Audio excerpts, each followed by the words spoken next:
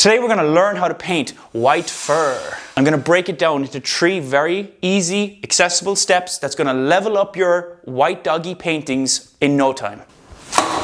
Step 1 is the underpainting.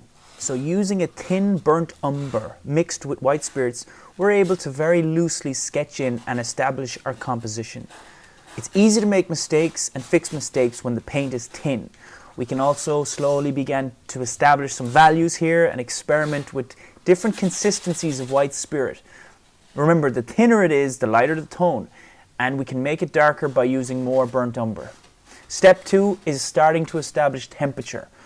Make sure to keep the paint really thin, and we can start to introduce different color temperatures. One of the dangers of white fur is that it can all start to look flat and dull and boring really fast. So in this early exploration of the shades of color, we're exaggerating cool tones and warm tones.